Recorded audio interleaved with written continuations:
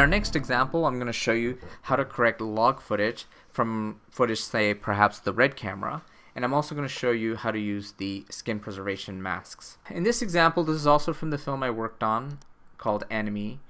And Charles, the director, he told me that he wanted her skin tone to be intact, but the rest of the shot to be this bluish green color to match the rest of the scene. Now for this, we're going to start by changing this into the log image, the log color space, because by default, when you bring in our 3D files, it shows you the setting that it was shot at. So in order to do that, you right click and you reveal in project. You look at source settings. Under source settings, the preset is as shot by default. We're going to set to custom. We're going to go down to gamma curve and change that to either red log or red log film. Now I prefer working in red log film. Now for those of you who aren't familiar with this, log basically records the image in the camera in such a way that a curve is applied to the highlights and the shadows.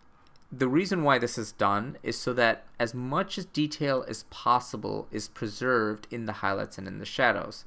So the resultant image will look really, really flat. So to start, we're going to do the log to linear correction. In other words, this is log, we're going to make it into a linear color space for us to work on. And to do that is very simple. You simply bring the film gamma up to 100%. So that's how you do a log to linear correction.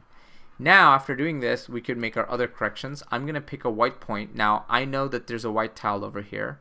So I'm going to pick this point, and as you can see, it neutralized the color. I'm going to crank up the saturation, and I'm going to bring up the brightness a little bit.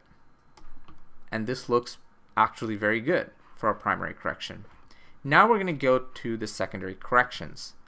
There are two ways of doing this. I can make the image and do my secondary correction on the midtones and highlights, which is going to be mostly this wall area here, and make it into the greenish blue color, and it'll color her face as well, and then isolate her skin. But I'm actually going to show the skin correction first.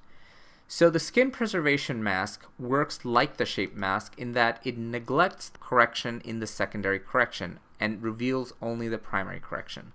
By default, let me show you what the skin mask does. If you go into the show mask and show the skin mask, it selects this color, and as you can see, a lot of her skin is in there, but I'm going to select my own skin correction right there. The sensitivity is like a threshold setting. I'm going to move this so that I get as much of her skin as possible, and the soften is how the edges are defined. And I want to give it a little bit of softness. I'm going to tweak these settings a little bit, and I think that looks okay for now. So I am going to turn off the skin mask, and I'm going to go to my midtones, and I know what color I want in my midtones. I want this kind of like this bluish greenish color, something like that, you know. For my highlights, I want a bluish color like that. Now, nothing is happening because I haven't played with the tint and saturation settings yet, but I did want to show you what our masks are picking up. So the highlights, this is what it's picking up. I'm going to reduce the blend and reduce the spread. For the midtones, this is most of the image, and of course the shadows are these parts of the image, the darkest regions. I'm going to bring down the shadow threshold a little bit, actually increase it a little bit so we get more of that in the shadow area. So now we go to the highlights, and if I turn this mask off, I can crank up the saturation all the way. Now you notice immediately that it's making that light blue. Same thing with the midtone. I'm going to crank it up until I get the color that I want. Now at this point you're probably wondering, well, why isn't her skin being separated? Because we're coloring her skin. The reason why it's not is because you have to turn the mask on by clicking enable. Once you click enable, there you go. We see her skin correction. This looks good, except I'm sure many of you saw this coming. The skin preservation mask is picking up a lot of information on the walls and on the edges over here, and that's why you see the skin correction on this area and that area. And we can see this better if we look at the mask. So we need to take this out from the correction. We do that by going to the shape mask.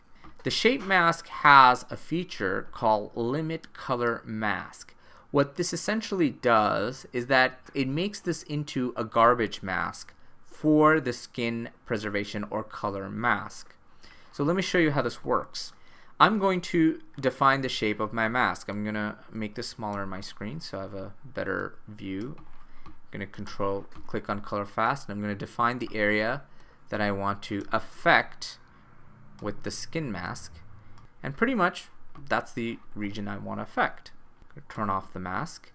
But notice when I turn it on, it's not doing what I want it to do. It's basically keeping the correction here, but it's taking out the correction everywhere else. Well, that is what the shape mask does. You have to click the limit color mask in order to make it affect only the skin preservation.